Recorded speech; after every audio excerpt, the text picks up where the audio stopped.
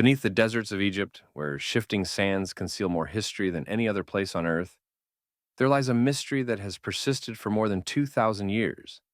A structure so vast, so elaborate, and so incomprehensibly complex that the few people who claim to have entered it struggle to describe what they saw. This place was known simply as the Labyrinth, a monumental underground world that ancient writers believed rivaled the pyramids themselves. The most detailed account comes from the Greek historian Herodotus, who visited Egypt around 450 BC. He wrote that the labyrinth stood near the ancient city of Hawara, beside the long-dried Lake Moeris. According to him, it contained 12 immense courts, more than 3,000 rooms, and endless passageways arranged on multiple levels, some above ground, some carved deep below the surface. But it was the underground section that he considered the most astonishing. Even the Egyptian priests who guided him refused to take him into the lower levels, claiming they held the tombs of kings, sacred relics, and secrets too important to expose to outsiders. Later writers, such as Strabo and Pliny the Elder, confirmed the labyrinth's existence, describing it as a structure so massive that it could have served as the administrative center of all Egypt. Yet strangely, despite so many references in ancient texts, not a single clear entrance or blueprint of this enormous complex has ever been found. Archaeologists have long suspected that the labyrinth was constructed during the reign of Amenemhat III, the powerful pharaoh of Egypt's 12th dynasty, nearly 4,000 years ago. His pyramid stands at Hawara, and many believe the labyrinth functioned as both a mortuary temple and a central hub of political power. But over the centuries, the building appears to have vanished, dismantled, buried, or swallowed by the earth itself. The mystery deepened in the 19th century, when explorers began searching for physical traces of the structure. Fragments of massive stone columns were discovered near Hawara, indicating that a colossal building once stood there. But the layout was unclear, and nothing resembling Herodotus's description emerged. Some scholars concluded that the labyrinth must have been destroyed in antiquity, its stones repurposed for later construction projects. Others believed the ancient writers had simply exaggerated.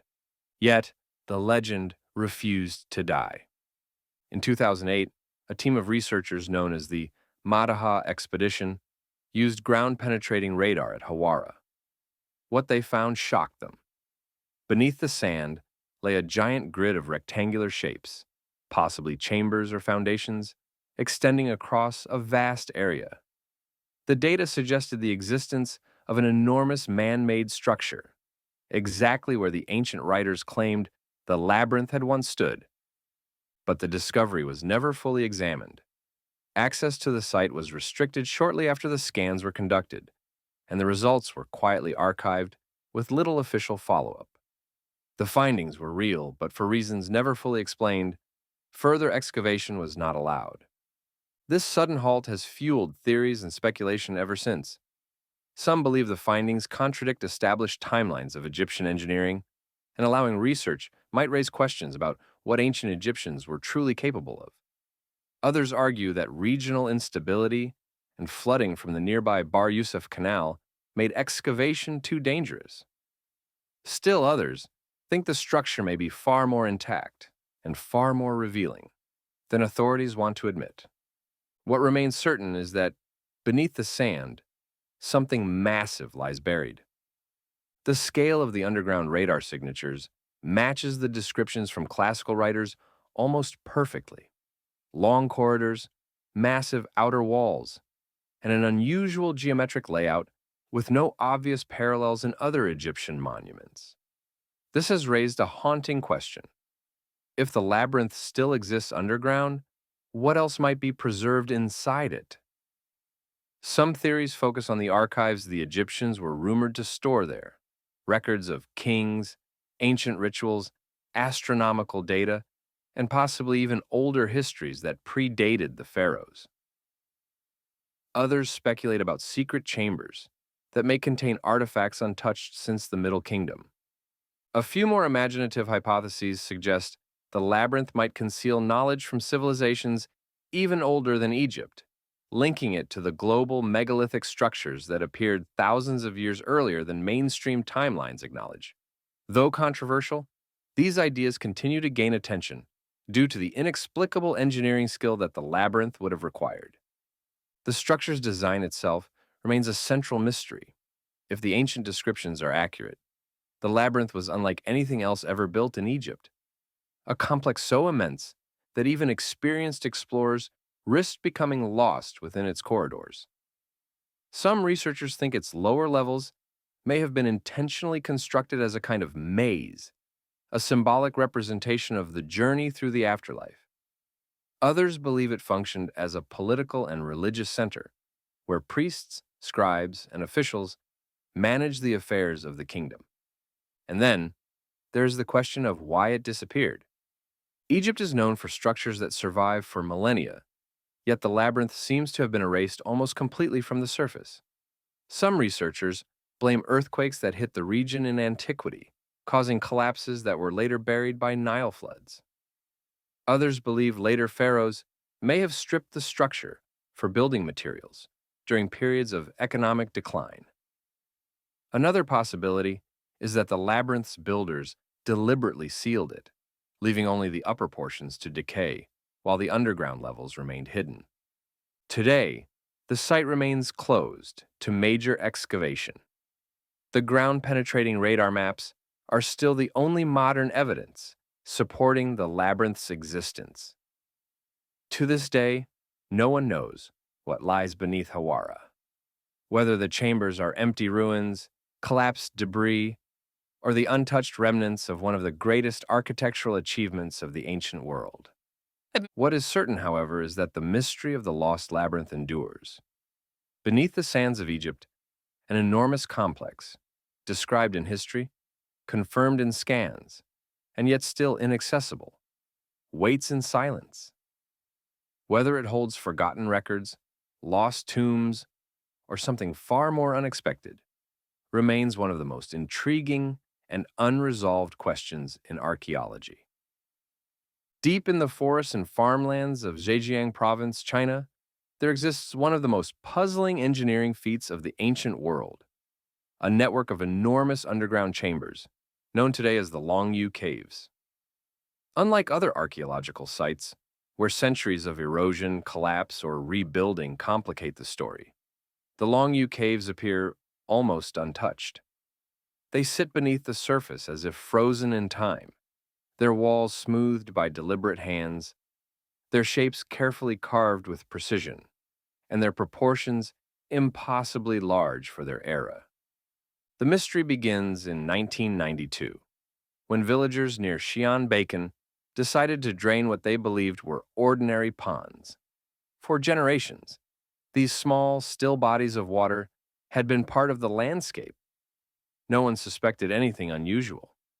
But when the water was pumped out of the first pond, something unexpected emerged. The pond wasn't a pond at all, but the entrance to a massive man-made cavern. The walls were carved with deliberate, repeating patterns, parallel chisel marks that covered every surface with mathematical consistency. The ceiling curved with architectural intention. Supporting pillars were cut from the bedrock itself, spaced in ways that showed planning rather than chance. And the depth was startling. The chamber extended dozens of meters into the earth.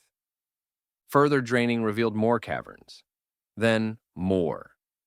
Eventually, 24 massive caves were identified, all connected in design, yet all individually carved.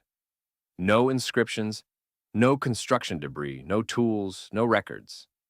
Nothing indicated when they were built, why they were built, or who the builders were. Each cave is a masterpiece of labor. The largest spans over 1,000 square meters, with ceilings reaching up to 30 meters high. The interior walls slope with intention, forming trapezoidal shapes that resemble monumental halls rather than simple shelters. Pillars rise like natural stone columns, yet they are not natural at all. Every angle is carved, every curve smoothed, every surface marked with identical chisel patterns. Those patterns, the endless, precise rows of parallel lines, remain one of the most distinctive features of the caves. They appear on walls, ceilings, pillars, and stairs. Their uniformity suggests coordinated labor, but at a scale difficult to imagine. Estimates suggest that to carve just one cave, using the tools believed to exist in ancient China, would have required hundreds of workers and millions of man-hours. To carve all 24 caves would have demanded a level of planning, organization, and resource allocation far beyond what is known of the region during any documented period. Yet none of China's extensive historical records mention the construction of these caverns. Dynasties documented roads, canals, palaces, temples, and even small storage pits, but no text references anything resembling the Longyu Caves. This silence has become one of the site's greatest mysteries. Some scholars suggest the caves may date to the Qin or early Han periods, around 2,000 years ago. Others propose earlier, but without inscriptions or datable organic material, the timelines remain uncertain. The complete absence of soot on the ceilings suggests either exceptional ventilation or methods of illumination not yet understood. Still, despite these unknowns, a few facts are clear. First, the caves were not quarries. Ancient quarries leave behind fractured walls, irregular extraction marks, and debris. The Longyu Caves show none of these. Their surfaces are entirely intentional, carved as final interiors, not as excavation scars. Second, the caves were not natural formations expanded by humans. Geological surveys confirm that the chambers were carved from solid siltstone, requiring enormous effort to remove. Third, the caves were not carved for living quarters. There are no signs of habitation, no fire pits, no storage niches, no pottery fragments, no broken tools, nothing to suggest daily life. And finally, the caves were not used as tombs. They contain no burial chambers, no sarcophagi, no altars, and no ritual symbolism associated with funerary architecture. Their purpose remains unknown. Some researchers point to military storage, but their depths and lack of defensive structures make this unlikely. Others suggest ceremonial use, yet the design lacks religious iconography. Storage for grain or materials is sometimes proposed, but the precision of the interiors far exceeds the needs of basic storage. There are no channels for drainage, no platforms for organization, no dividing walls for distribution. Instead, the caves appear intentionally monumental. Vast, empty spaces created for reasons that have yet to be explained. One cave contains small stone platforms, almost like terraces, carved into its walls. Another has a pool that maintains water levels year-round, fed through unknown seepage channels. Some ceilings slope dramatically, producing unique acoustic effects. Yet these features differ from cave to cave, implying varied purposes or different architects. Despite their scale, the caves were carved with remarkable coordination. Each chamber reflects a shared design philosophy: geometric proportions, symmetry, and surfaces cleaned to perfection. But not a single cave connects physically to another. Each exists independently, as if constructed according to separate but parallel plans. A particularly puzzling fact is the absence of construction debris. If all the material removed from the caves were collected, it would amount to over 1 million cubic meters of stone. Yet no trace of this material has been found anywhere nearby. It did not wash into rivers or accumulate in fields. It simply vanished, leaving no evidence of transport or disposal. This raises a difficult question. How did ancient workers move so much material without leaving any trace? Since their discovery, the Longyu Caves have become a focal point for archaeological debate. The carvings, the scale, the silence of historical records, and the unexplained purpose combine to form one of the most enduring mysteries in China. Even modern researchers equipped with lasers, mapping software, and geological scanners have not unraveled how the caves were built. To this day, the Longyu Caves remain as the villagers first found them: vast, silent, and impossibly precise. There's no definitive theory, no confirmed builder, and no historical context strong enough to explain why such monumental underground chambers were carved beneath a small, unremarkable village. Among all ancient mysteries, few sites match the Long Yu caves in both scale and silence. They stand as a reminder that history still holds secrets, some buried in sand, others hidden underground, waiting for answers that have not yet arrived. In the clear blue waters off the coast of Antikythera, a small Greek island positioned between Crete and the Peloponnese, lies one of the most important archaeological discoveries ever made. A device so advanced, so unexpectedly complex, that it reshaped the understanding of ancient technology. It is known today as the Antikythera mechanism, and despite more than a century of research, it remains one of the most enigmatic artifacts ever recovered from the ancient world. The story begins in 1900, when sponge divers sheltering from a storm decided to explore the seabed near the island. They expected coral, rock formations, perhaps ship debris. Instead, they stumbled upon the remains of a massive Roman shipwreck. Statues, amphorae, bronze fragments, and shattered cargo spread out across the ocean floor. The artifacts were retrieved piece by piece, covered in marine growth, nearly unrecognizable. Among them was an object that appeared ordinary, a lump of corroded bronze, fused with the remnants of a wooden casing. It was catalogued, set aside, and almost forgotten. Only later, when conservation began, did cracks in the corrosion reveal gears inside the mass.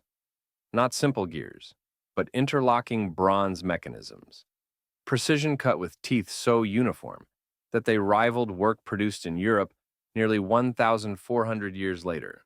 The Antikythera mechanism is, in essence, the earliest known analog computer. The device consists of at least 30 bronze gears, and possibly more that have not survived. These gears are arranged in layers, each one calibrated to track astronomical cycles with extraordinary accuracy. Dials on the mechanism's exterior display the movement of the sun and moon, the lunar phases, the positions of known planets, and complex cycles, such as the Metonic cycle, which aligns lunar months with solar years.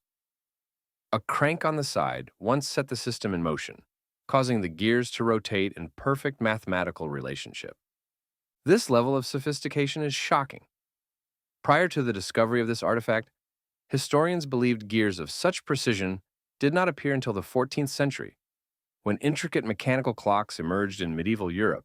The Antikythera mechanism predates those clocks by more than a millennium. Yet it did not appear suddenly.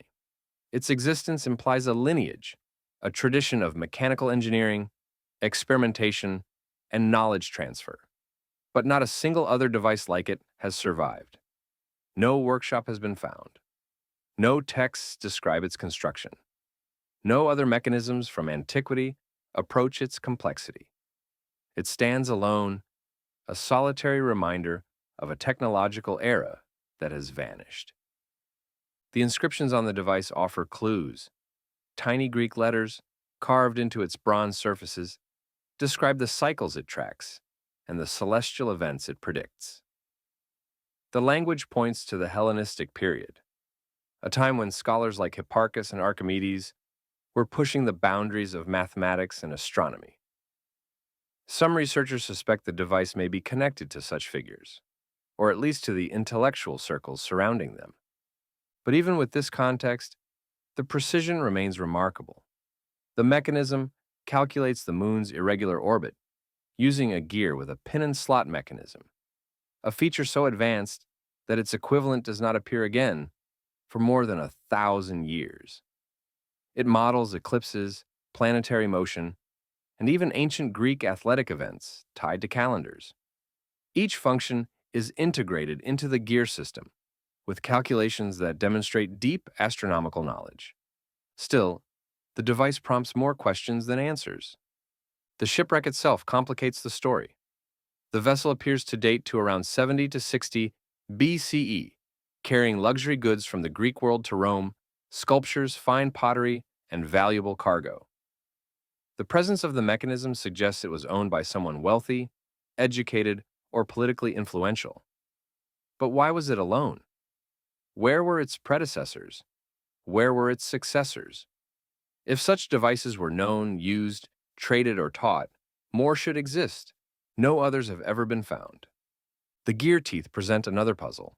Each tooth had to be cut by hand, using tools capable of producing extremely tight tolerances.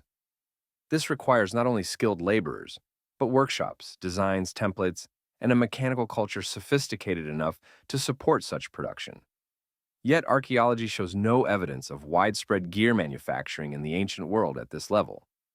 The mechanism's wooden casing also bears inscriptions, instructions, labels, and explanations, suggesting it was a teaching device, an astronomical guide, or even a luxury scientific instrument. Some believe it was used to explain celestial mechanics to wealthy patrons. Others propose it functioned as a portable calendar and calculator for navigation. Despite these interpretations, one fact remains. Its existence demands a re-evaluation of ancient Greek technology. Modern scans have revealed more than the original fragments suggest. Advanced imaging shows hidden inscriptions, complex layering, and gear arrangements that were previously invisible. These scans confirm that the mechanism is even more intricate than early researchers realized. Yet they also highlight how incomplete the surviving fragments are. The original device may have been larger, with additional functions now lost. Every new discovery pushes the limits of what is known about the ancient world and raises the possibility that the Antikythera mechanism was not unique, but simply the only survivor of a once thriving scientific tradition.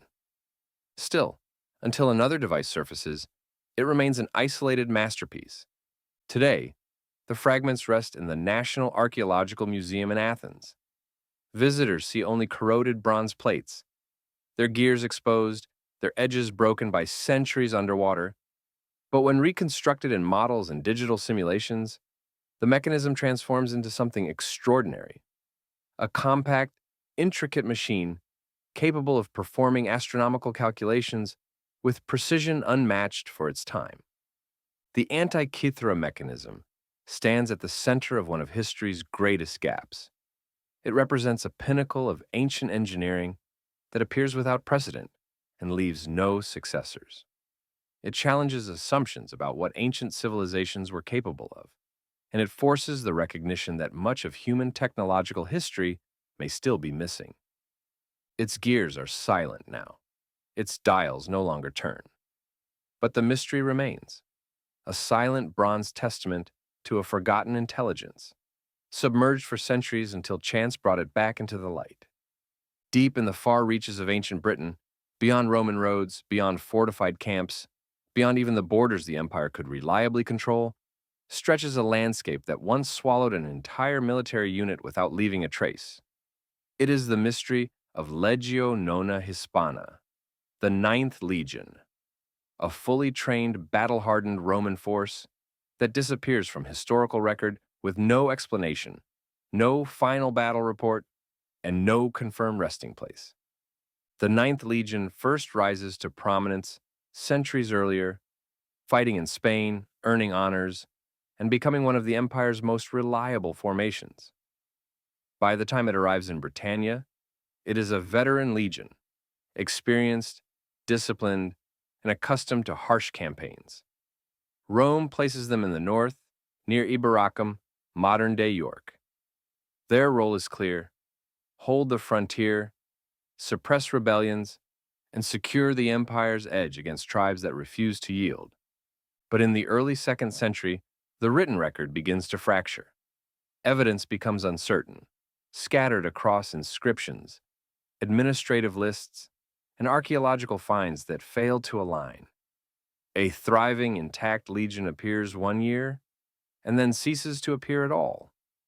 The Ninth Legion simply vanishes. Historians attempt to reconstruct the timeline. Around 108 CE, the legion is confirmed in Britannia.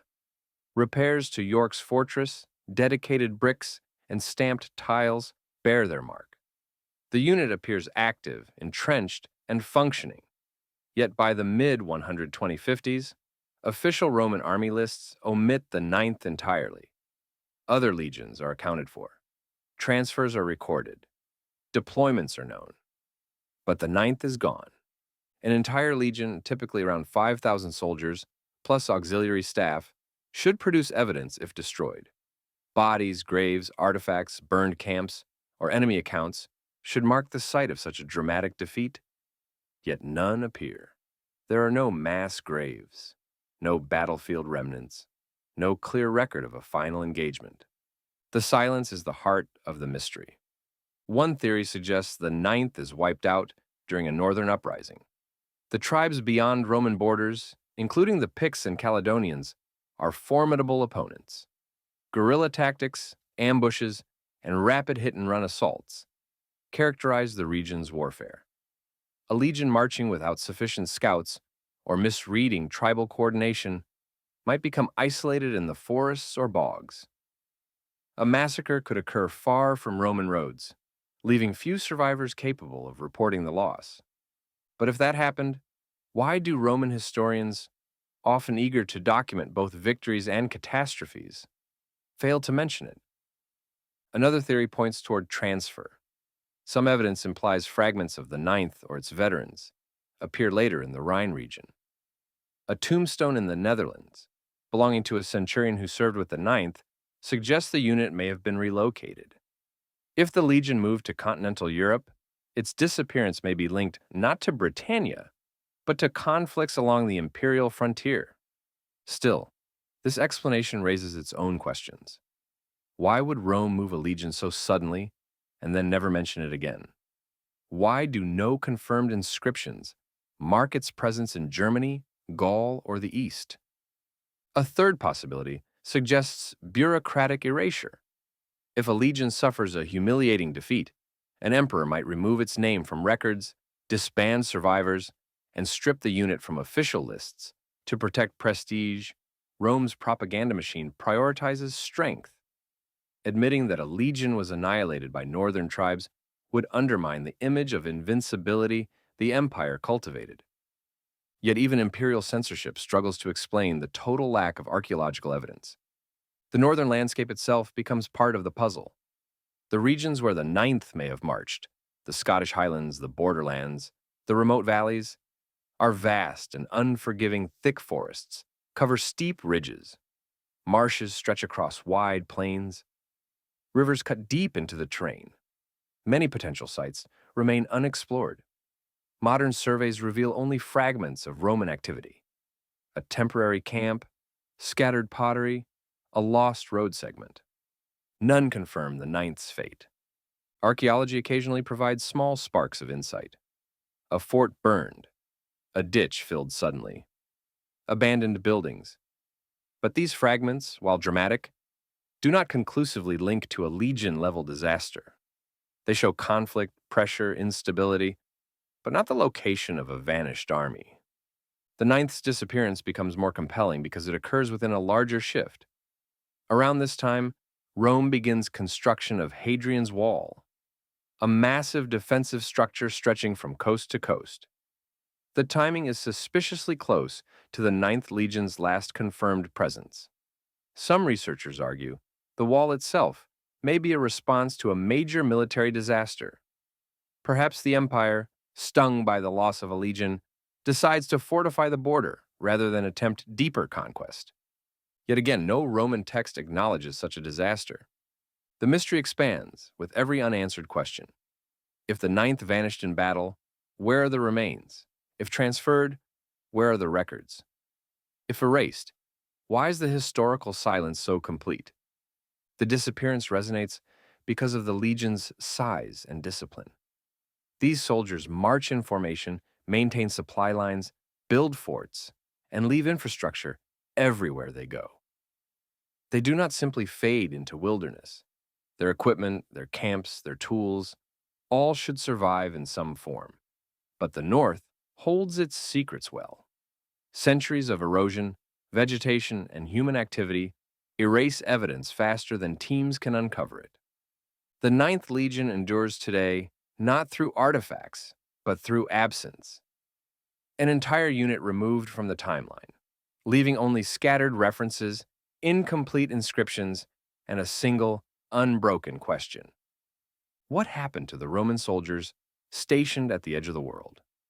The mystery persists because every explanation remains incomplete. A lost battlefield still undiscovered, a transfer undocumented, a bureaucratic purge unproven. Each theory is plausible, yet none fully resolves the disappearance. The Ninth Legion exists in a perpetual state of uncertainty, suspended between history and speculation. Its legacy is a void, a missing chapter in the Roman Empire's military record that continues to spark investigation, debate, and fascination. A Roman legion is trained to endure, to leave traces, to carve its name into stone and soil. Yet this one leaves nothing but a shadow stretching across the frontier, reminding historians that even the most powerful empire can lose track of its own armies. Across the vast deserts and carved mesas of the American Southwest, an ancient civilization once flourished with monumental architecture, complex society, and astonishing astronomical precision. Today, the landscape is silent. Towering cliff dwellings stand empty, great houses lie abandoned, and entire settlements remain frozen in time, untouched yet inexplicably deserted.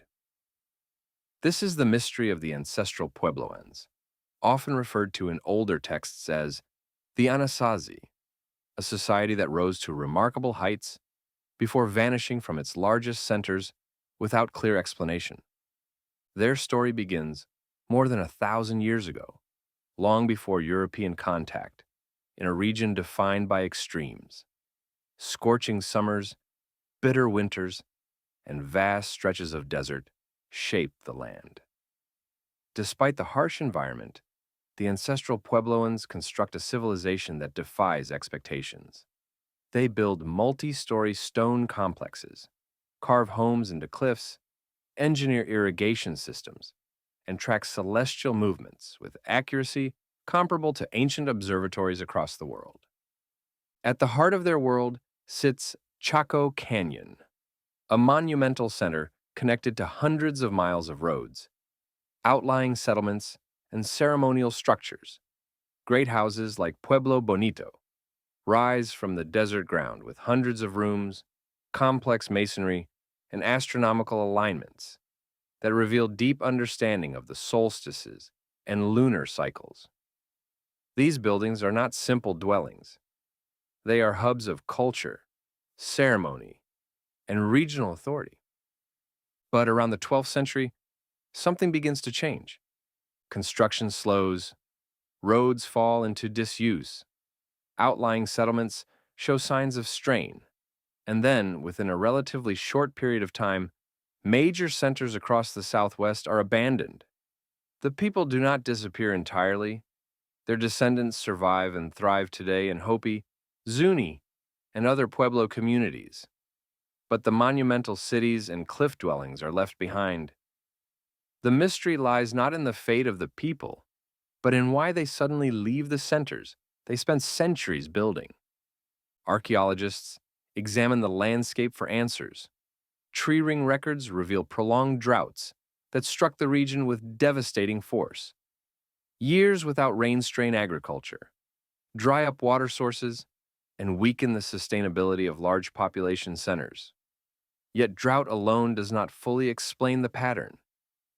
Some areas remain habitable.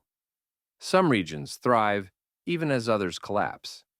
The migration appears too coordinated to be random. Social pressures also enter the narrative. Evidence of heightened conflict emerges. Village fortifications, burned structures, and signs of internal tension appear across the region. As resources grow scarce, competition intensifies. Communities that once traded may begin to fracture.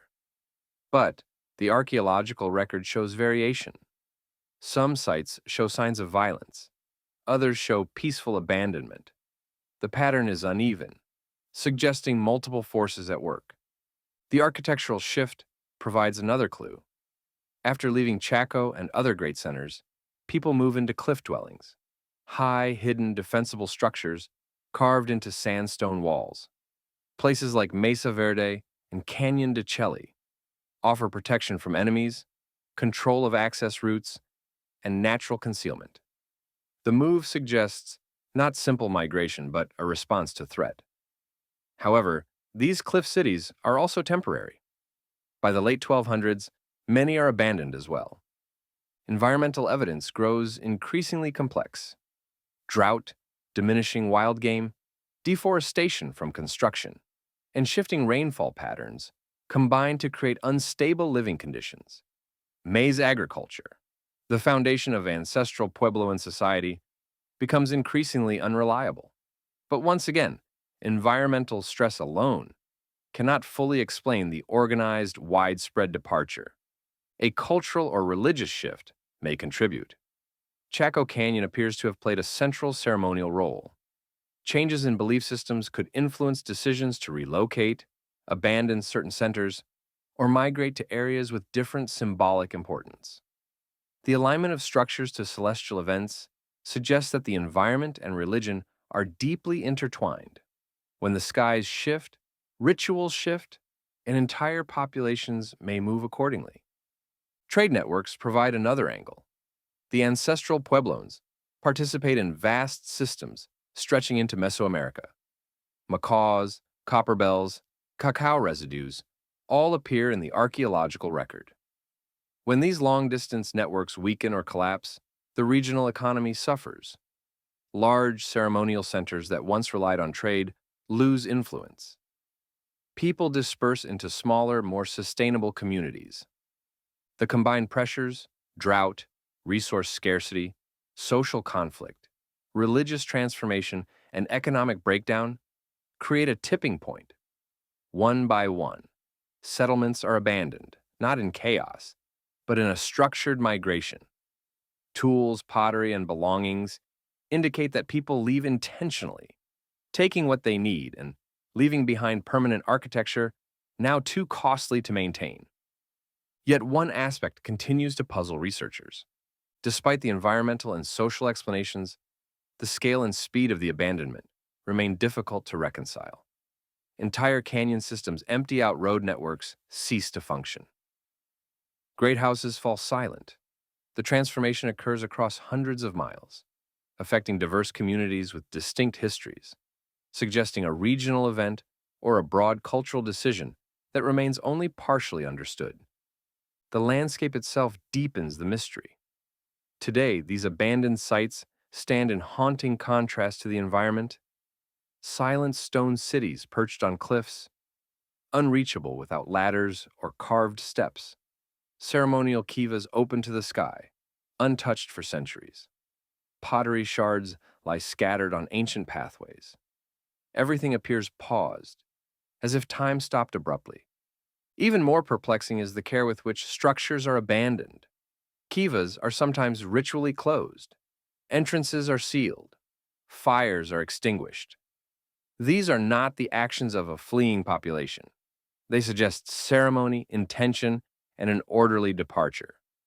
But the purpose of this final act remains unknown. Modern descendants speak of migration stories, of moving when instructed by spiritual guidance, of following signs in the environment. These oral histories preserve cultural continuity and reflect a worldview where movement is not collapse but transformation. While scientific explanations search for drought, conflict, and resources, traditional accounts frame the migration as part of a larger journey, a shift from one sacred homeland to another. This merging of science and indigenous knowledge deepens the mystery rather than resolves it.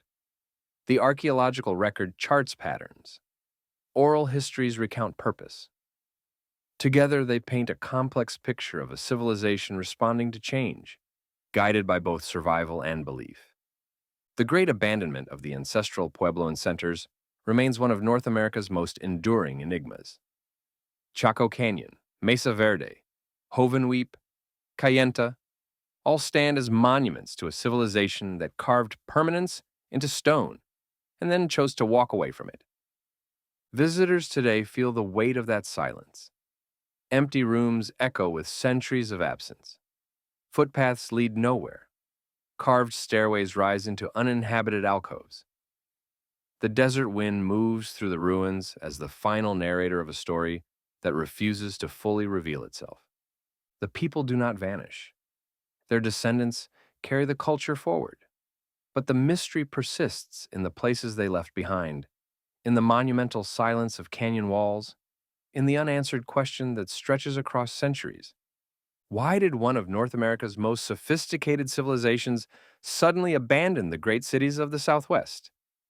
The mystery remains suspended in the dry canyon air, part environmental puzzle, part social transformation, part spiritual journey, and entirely unresolved. It is one of the greatest vanishing acts in human history. A civilization that flourished across a vast region, larger than ancient Egypt and Mesopotamia combined, now stands silent, erased without firestorms, without toppled walls, without mass graves. The Indus Valley Civilization, once home to more than 5 million people, simply fades from the archaeological record. Its cities empty out, its writing stops, its trade routes collapse, and no definitive cause is ever found. The Indus world takes shape more than 4,500 years ago along the floodplains of modern Pakistan and northwest India. Here, in places like Harappa, Mohenjo-daro, Dholavira, Rakhigarhi, and Kalibangan, ancient engineers designed cities centuries ahead of their time. Their streets run in perfect grids. Their drainage systems rival those of 19th century Europe. Their homes have private wells, bathing rooms, and standardized brickwork across hundreds of miles. The civilization grows peacefully. No kings are depicted. No conquests recorded. No palaces or monuments to glorify rulers appear in the ruins. It is a society run by systems, not warlords, a rare phenomenon in the ancient world. Yet, after nearly 1,000 years of stability, something begins to unravel. It happens gradually at first.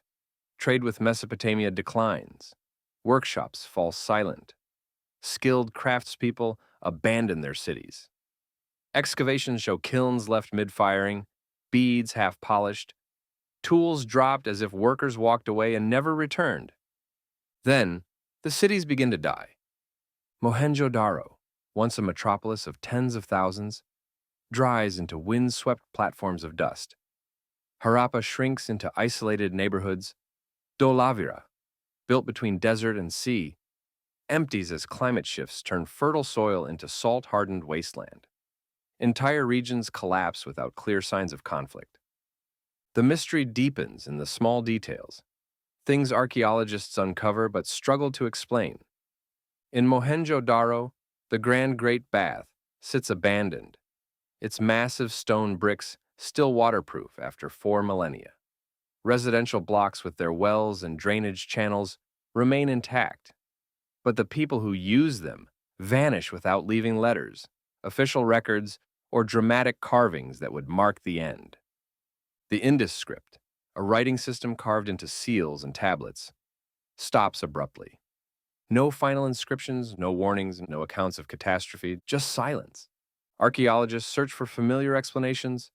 War? There are no battle scars, no charred fortifications, no mass casualty layers. Invasion? Theories about Indo-European migrants appear in the early 20th century, but modern evidence does not support a violent overthrow. Pandemic? No burial spikes or sudden population surges appear. Economic collapse? Possible, but not enough to explain a continent-wide abandonment. Eventually, attention turns to the environment. Not a single event, but a chain of changes that slowly squeeze a civilization into collapse. The Indus cities depend on monsoon rains and the mighty Ghaggar-Hakra river system, believed by some researchers to align with the ancient Sarasvati River mentioned in Vedic texts. Geological studies reveal that these rivers begin drying around 2000 BCE. Monsoons weaken. Flood patterns shift unpredictably. Fields that once supported massive urban centers begin to fail. Further evidence comes from isotopic analysis of ancient plant remains and deep borehole drilling across the region. The climate grows progressively drier. Rainfall decreases dramatically. Rivers change course. Surviving farmers migrate eastward toward the Ganges basin, leaving the old cities behind. The disappearance is not a sudden collapse. It is a long retreat. A civilization built on water slowly loses the single resource it cannot survive without. Yet even this climatic explanation falls short. If drought drives people away, why do they not rebuild inland? Why do the cities empty so completely? Why does the writing system vanish while other cultures adapt and evolve? A more complex picture emerges. A perfect storm of stresses. Climate instability weakens agriculture. Trade networks collapse. Urban populations scatter into smaller rural groups. Political structures, if they existed, break down. Cultural identity dissolves without centralized authority. With decentralization comes the loss of writing, a system likely used for trade, administration, and craft, not for literature or long inscriptions. Without cities to sustain it, the script dies out. But deeper mysteries remain. In Mohenjo-Daro, skeletons are found in strange positions, lying in streets, abandoned homes, and near thresholds. They are not victims of battle, disease, or burial rituals. They seem to represent sudden abandonment, but without signs of trauma. In Dolavira, massive water reservoirs are left unfinished, as if the final push to survive failed abruptly. At Harappa, layers of debris suggest waves of abandonment, populations leaving, returning, then leaving again. Some researchers propose a final insult, massive flooding events, triggered by glacial shifts in the Himalayas. By the time the water recedes, the weakened cities can no longer rebuild. Others suggest tectonic activity alters river paths overnight, cutting major cities off from the water they depend on. And then there is the cultural mystery. Why does an entire artistic and administrative identity vanish? Why do later Indian civilizations, despite sharing geography, not rebuild the cities or reinvent the script? Why do they treat these lands as if they belong to someone else, someone long forgotten? This is where the mystery grows. The Indus people leave almost no depictions of war, rulers, or gods. Their artwork focuses on animals, geometric patterns, and a singular priest-king figure whose meaning remains debated. Their peaceful nature makes their sudden disappearance all the more enigmatic. Modern technology continues to search for answers. LiDAR scanning reveals buried city blocks, larger than previously mapped. Underwater surveys along the ancient Sarasvati coastline find submerged settlements. AI analysis attempts to decode the Indus script using thousands of symbols, but without a bilingual inscription, it remains unreadable. New excavations at Rakhigarhi suggest the civilization may be far older and far more complex than once believed. DNA studies reveal unique ancestry patterns, not fully connected with later populations. All of it points toward a lost world, a civilization that thrived through engineering and social order rather than conquest. But the final chapter remains unwritten. What truly ended the Indus Valley civilization? Climate, economic collapse, river shifts, a slow transformation rather than a sudden fall, or something still hidden beneath unexcavated layers of earth? The mystery persists because the civilization leaves behind no explanation, only perfect streets abandoned to dust, intricate seals without translation, and massive reservoirs built by people who seem to disappear mid-project. The Indus Valley did not fall in flames or glory. It simply dissolved, leaving behind the quiet ruins of a forgotten world. High on a desert plateau of coastal Peru, far from the green spine of the Andes and the humid stretch of the Amazon, lies a city older than anything else ever discovered on the American continent, Corral. A vast, silent complex of pyramids, plazas, sunken amphitheaters, and ancient pathways emerges from the sands, as if time had simply paused around it. At more than 5,000 years old, Corral predates the Inca by millennia. It rises during the same era as Egypt's early pyramids and Mesopotamia's first cities, yet its existence remains largely unknown to the world, and the mystery surrounding it continues to grow each year as archaeologists uncover new layers of its forgotten history. Caral is built by the Norte Chico civilization, a culture that defies everything previously assumed about the origins of complex societies in the Americas. There are no signs of warfare, no fortifications, no weapons. Instead, the city thrives on trade, music, ritual ceremonies, astronomy, and engineering. Its pyramids, some massive in scale, are constructed with precision and intention, using stone, earth, and an ingenious technique involving woven reed bags filled with rocks to stabilize the structures against earthquakes. The city spreads across more than 150 acres. Six major pyramids form the core, surrounded by residential districts, ceremonial platforms, and broad public spaces. In the center lies a circular sunken plaza, a design later repeated across Andean cultures, where hundreds of people once gathered for events now lost to time. Yet Corral presents a profound mystery. How does such an advanced city arise so early, in a region without metal tools, without pottery, without writing, and without evidence of military power? The Norte Chico people leave behind no art portraying rulers or battles. They leave no royal tombs. They leave no carved monuments. Instead, their legacy is architectural, enormous pyramids built in a barren landscape where survival alone would seem challenging. Carol grows because of one resource: cotton. Not for clothing, but for fishing nets. The civilization forms a symbiosis with coastal communities who rely on cotton nets woven inland, thousands of them, used to harvest anchovies and sardines in massive quantities. These fish are then traded back to Corral, providing protein for a population living far from the sea. This delicate economic exchange creates something rare: prosperity without warfare. A civilization built on trade, not conquest. But then comes the unsettling part. Around 1800 BCE, after centuries of stability, Corral collapses, not slowly, but rapidly. Entire pyramids are abandoned. Floors are sealed beneath new layers of construction, as if people attempt to preserve the site rather than continue living in it. Fire scars appear in some locations, but not from warfare. More like ritual burning, intentional, controlled, symbolic. Houses are emptied out with no sign of violence. Public spaces are suddenly unused. Trade routes fall silent. The entire region empties as the Norte Chico civilization disappears from the archaeological record. What exactly causes Corral's fall remains debated. Environmental stress is one leading theory. Geological evidence shows that around the time of the collapse, massive earthquakes strike the region, potentially altering river courses and disrupting agriculture.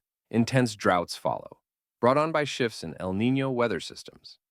But the archaeological clues suggest a more complex story. In some areas, residents bury valuable objects beneath layers of earth: instruments, tools, carved stones, as if intentionally closing chapters of their lives rather than fleeing in panic. Whole neighborhoods show signs of organized abandonment, not chaotic evacuation. The most perplexing detail is the lack of pottery. For a civilization this advanced, the absence of ceramic vessels remains baffling. Food is cooked by heating stones rather than using clay containers. Liquids are stored in gourds and woven baskets. It seems primitive, yet the architecture is anything but. Engineering brilliance and technological simplicity coexist in a way scholars still struggle to explain. And then there's the music. In Corral, archaeologists uncovered dozens of bone flutes, carved from condor and pelican bones. They find panpipes arranged in elaborate sets, suggesting orchestrated music played in large public rituals. These instruments represent some of the oldest musical traditions in the world. The city echoes with the memory of ceremonies long forgotten: gatherings under the stars, music flowing through plazas, surrounded by firelight and shadows of pyramids. But the greatest mystery of Corral lies in its purpose. Why build such monumental architecture in the driest desert on Earth? Why construct pyramids without kings? Why create vast plazas without written records?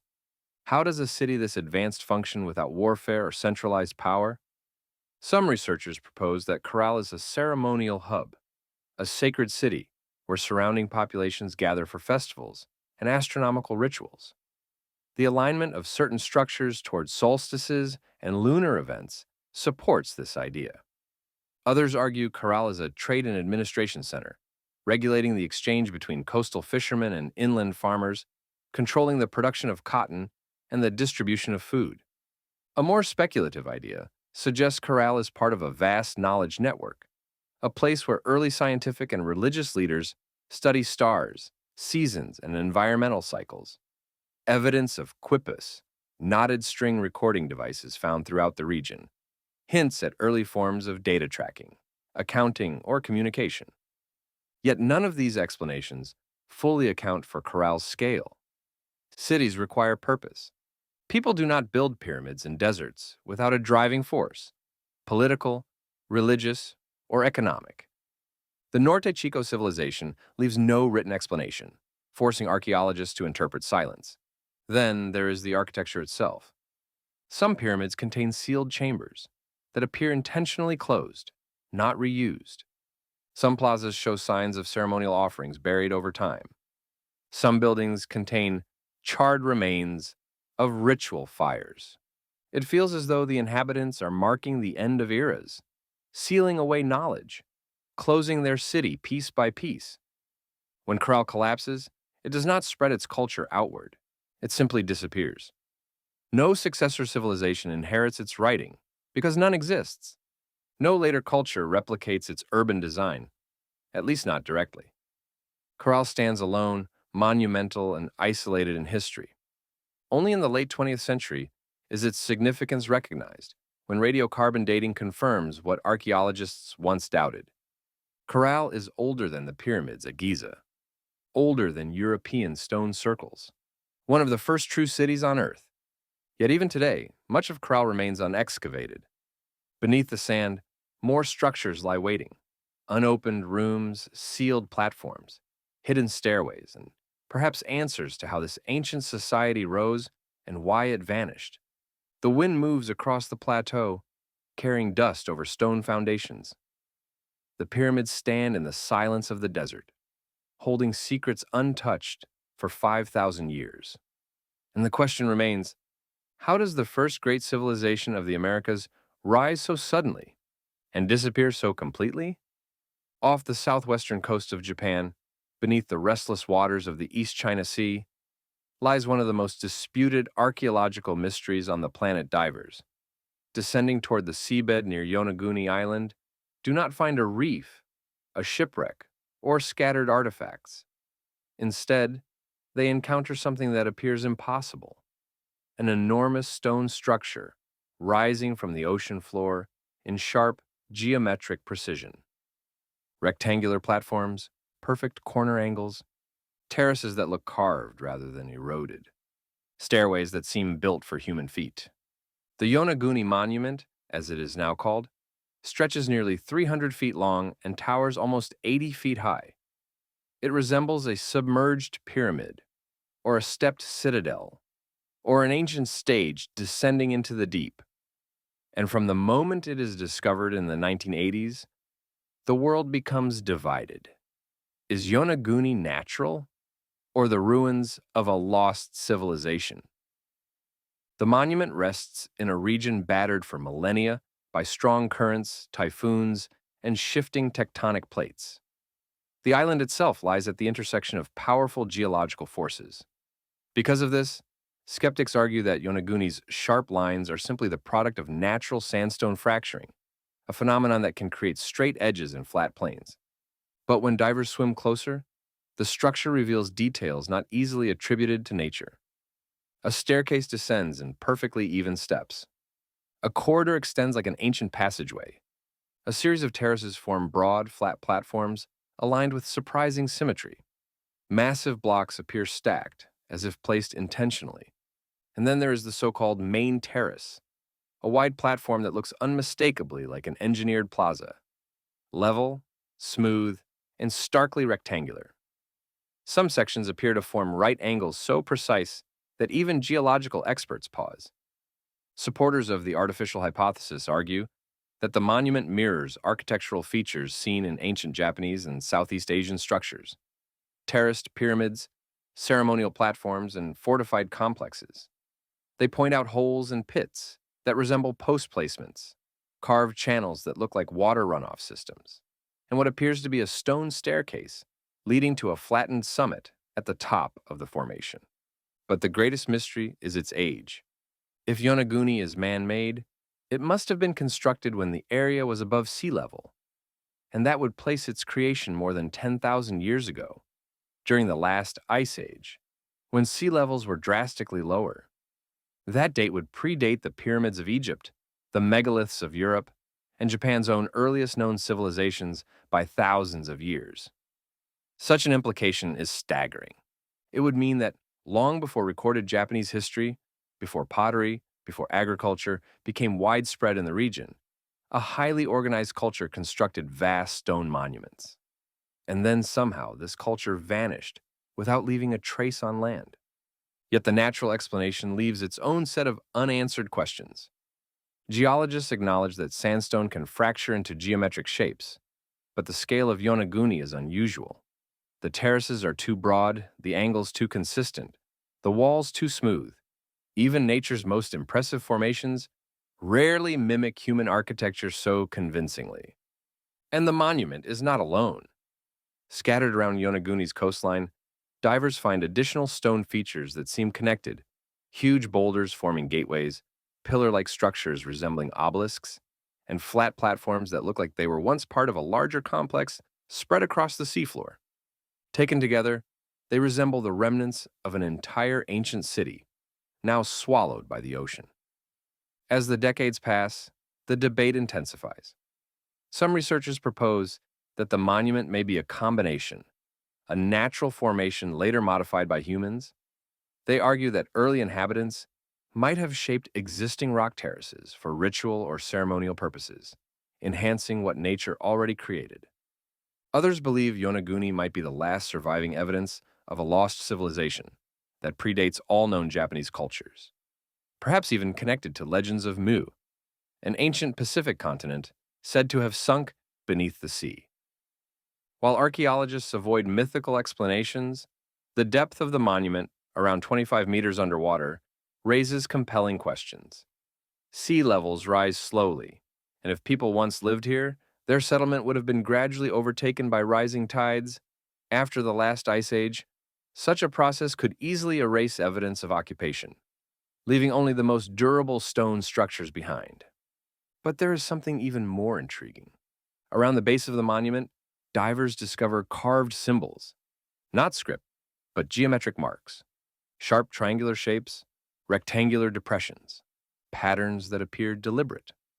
Some resemble markings found in ancient Jomon sites in Japan, known for some of the oldest pottery in the world. But while Jomon culture dates back thousands of years, these underwater markings, and if truly human-made, would be significantly older. Then, there are the animal-like carvings. One appears to resemble a massive turtle, another a face-like relief that some claim represents a deity. Mainstream scholars often dismiss these features as pareidolia, the human tendency to see patterns where none exist. Yet even they acknowledge that if Yonaguni is natural, it is one of the most bizarre natural formations ever found. The mystery deepens when sonar scans reveal additional submerged terraces extending beyond the visible structure, as if the entire seabed hides more features waiting to be uncovered.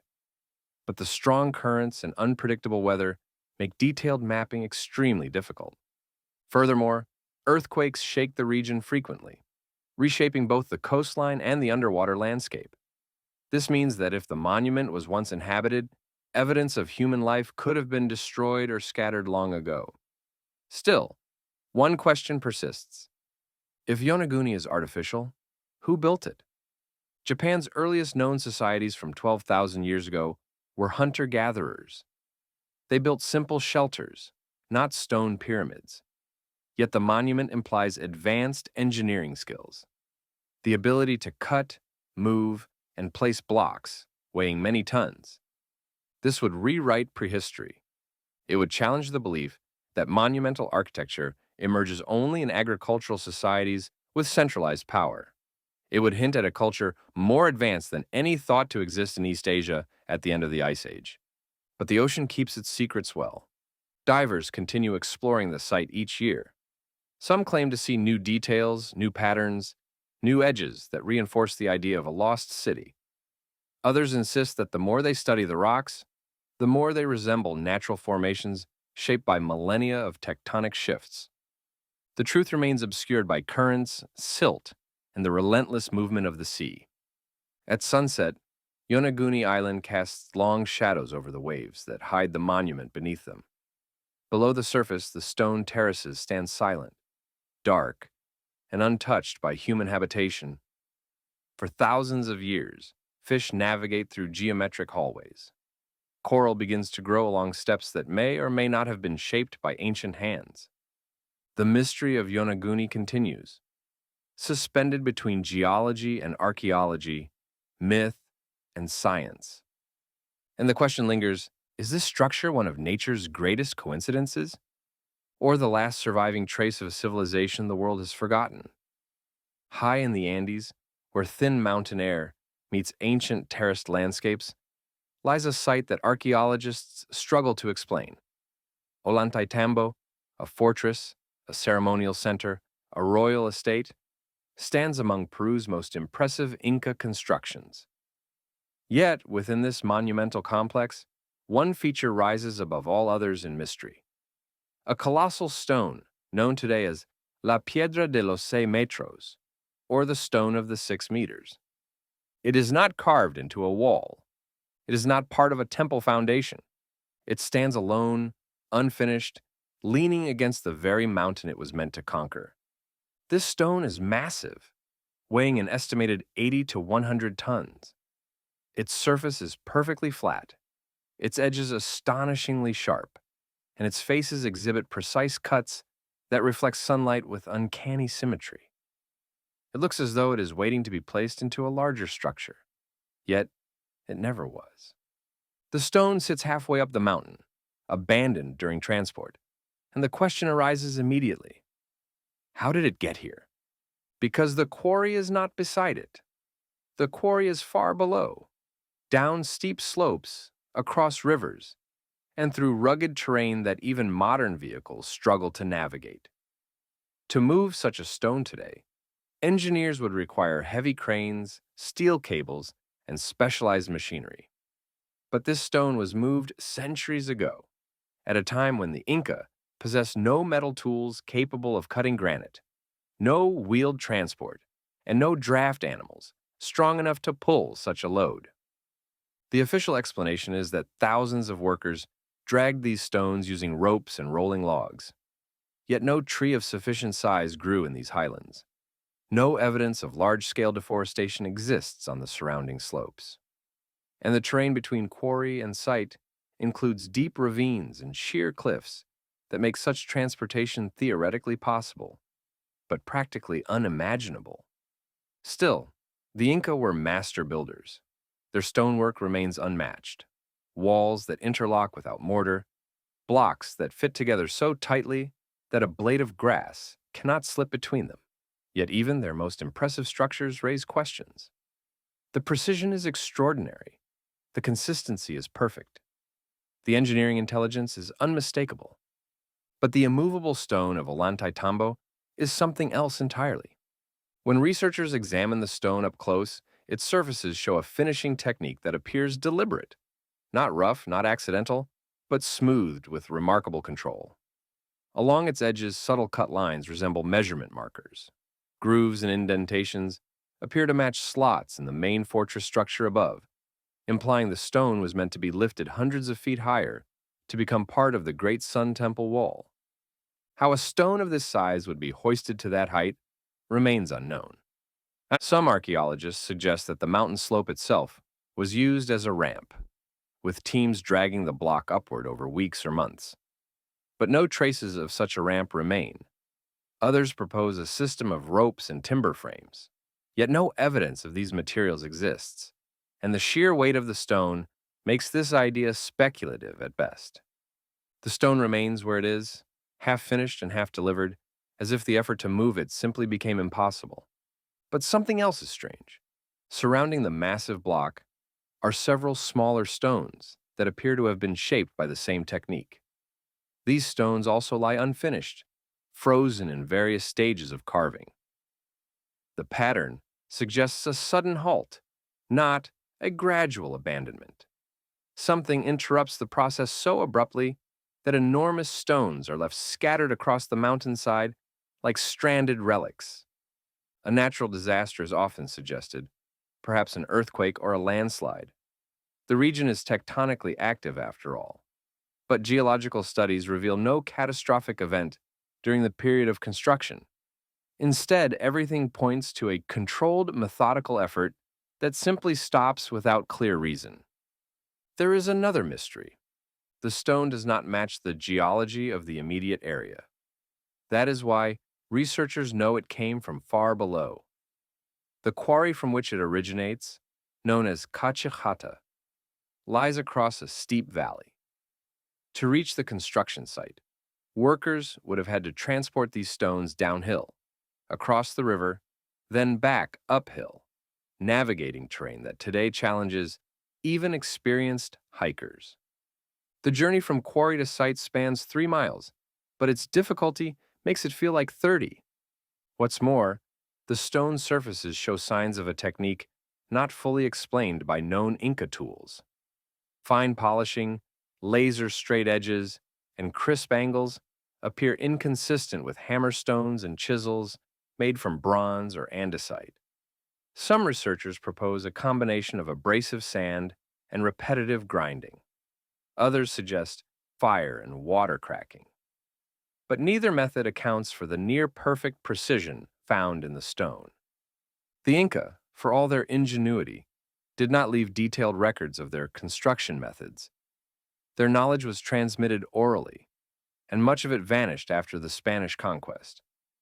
As a result, modern archaeologists piece together theories from fragmentary evidence, often unable to fully explain how such engineering feats were achieved. The immovable stone at Ollantaytambo stands as a monument to this lost knowledge. Nearby, 6 enormous monolithic blocks form the iconic wall of the 6 monoliths, the primary structure of the Sun Temple. These stones are perfectly fitted, each one weighing between 50 and 70 tons. Their surfaces show the same mysterious finishing marks. Their placement suggests intentional orientation to astronomical events, possibly solstices or equinoxes. If the immovable stone was meant to join this wall, then the engineering behind the Sun Temple becomes even more extraordinary. Some alternative theories propose that the stonework predates the Inca entirely, belonging to an older, unknown culture that mastered techniques later forgotten. These theories remain controversial, yet they persist because many Inca structures appear built on top of much older foundations. The fit between some blocks is so precise that even modern stone masons struggle to replicate it without advanced equipment. And then there is the alignment. The Sun Temple appears oriented toward key solar events, including the June solstice sunrise. The massive doorway near the site frames the sun perfectly during certain times of the year, indicating a sophisticated understanding of astronomy. Could a culture capable of such precision also have developed advanced stone-moving methods now lost to time? Or is modern archaeology underestimating the ingenuity of the Inca? The immovable stone remains silent, offering no answers. Tourists climb the terraces and approach the abandoned monolith daily. They touch its polished face, trace its clean edges, and try to imagine the force required to drag such a giant up the mountain. The moss-covered surface tells a story of centuries exposed to wind and rain, yet the stone preserves its sharpness, as if defying erosion. Its presence transforms the landscape into a puzzle. Its unfinished state freezes a moment in history. Its size challenges everything we assume about ancient engineering. In the end, the stone stands exactly where ancient workers left it, a testament to ambition, a monument to mystery, and a reminder that the past still guards secrets modern technology cannot fully decode.